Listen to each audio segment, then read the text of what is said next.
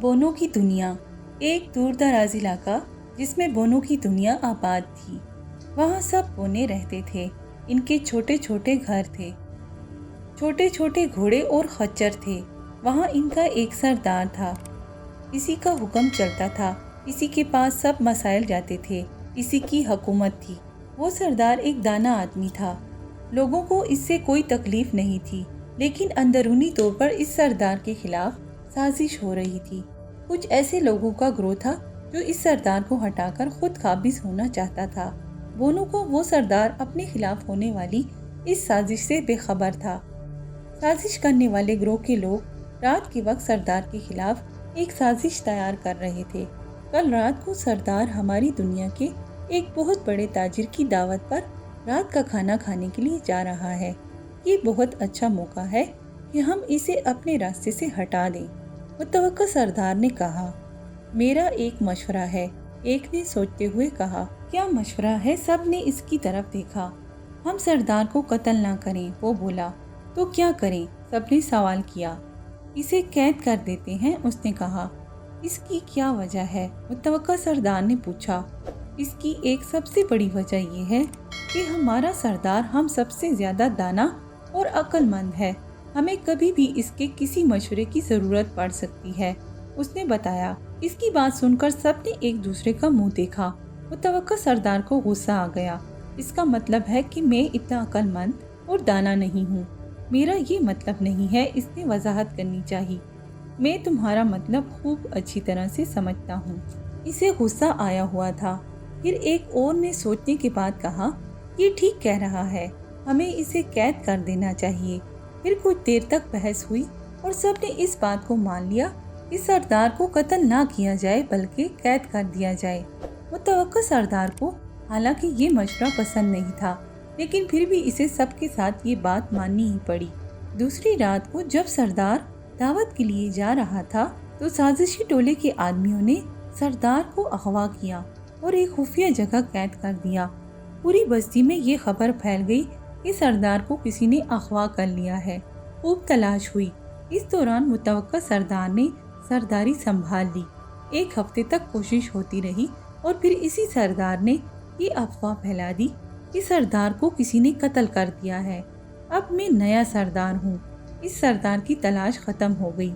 زندگی پھر معمول پر آ گئی اور لوگ پرانے سردار کا تذکر شازی کرنے لگے۔ اچانک اس بستی پر ایک آفت آ گئی۔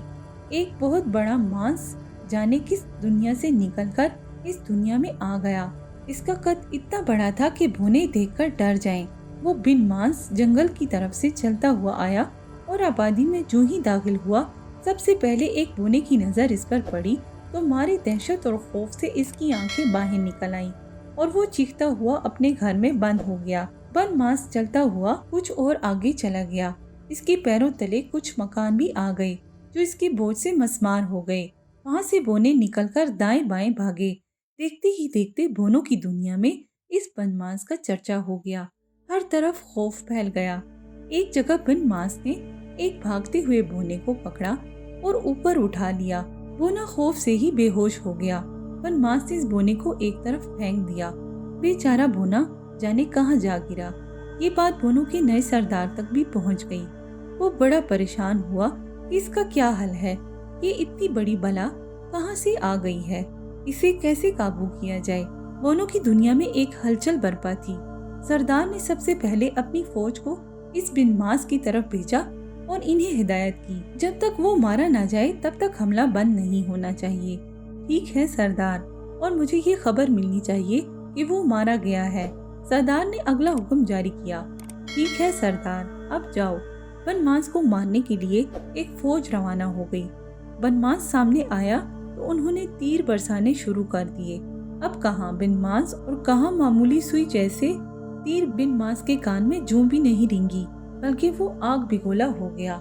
غصے میں آ کر بن مانس سے مکانات توڑنے شروع کر دیے، جس سے یہ ہوا کہ بونے بھاگ کر اپنے گھروں سے باہر بھاگنے لگے۔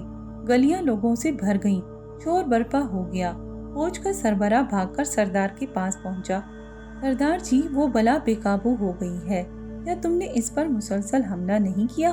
ہم مسلسل حملہ کر رہے ہیں، लेकिन हमारे तीरों का इस पर कोई असर ही नहीं हो रहा है। इसने बताया। फिर ऐसा करो कि गोले बरसाओ। सरदार ने नया हुक्म दिया। फौज का सरबराह अपनी फौज के पास गया और बिनमास पर गोले बरसाने शुरू कर दिए।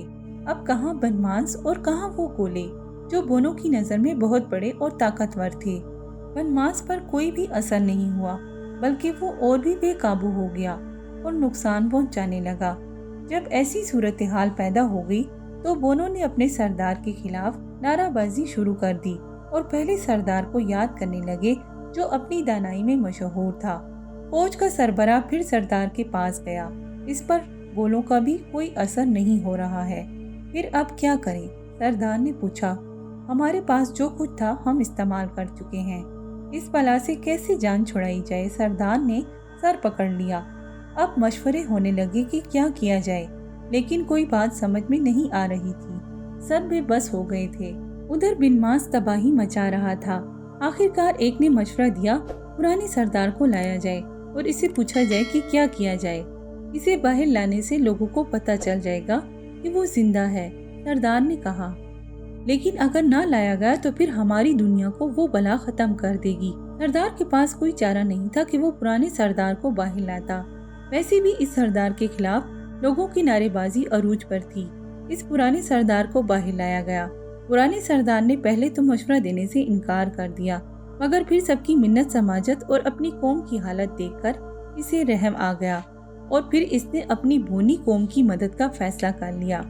सरदार ने सबसे पहले इस बिनमास को देखा और फिर सबको हुक्म दिया कि जब रात को बिनमास सो जाता है तो तब रातों रात एक बहुत बड़ा खड़ा खोदा जाए। चुनाचा ऐसा ही हुआ। जब रात को बिनमास सो गया तो एक गड्ढा खोदने के लिए बोनो की एक फौज मसरूफ हो गई और देखते ही देखते इन्होंने अपनी हिम्मत से एक बहुत बड़ा घड़ा खोद दिया। फिर सरदार के हुक्म से इसके अंदर सूखा भूसा फेंका जाने लगा और फिर इस घड़े में जानवर का गोश्त रख दिया। गोश्त सरदार ने इस बला की जिसामत के हिसाब से रखा था। जब सुबह बिनमास उठा और उसे भूख लगी तो उसकी नज़र इस घड़े में पड़ी। वहाँ गोश्त था। वो इस घड़े में उतर गया। फौरन सरदार के हुक्म से भूसे को आग लगा दी गई और फौज और भी लकड़ियाँ फेंकने लगी। देखते ही देखते ऐसी तबाहकुन आग भड़की कि वो बिनमास चलने लगा। वो बमुश्किल बाहर निकला और अपने जंगल की तरफ दौड़ लगा दी। जिस सरदार ने साजिश की थी इसने भी इकरार किया कि अक्लमंद ही होता है। इसके बाद वो बिनमास कभी इस तरफ नहीं आया और पहले सरदार को दोबारा सरदार बना दिया गया।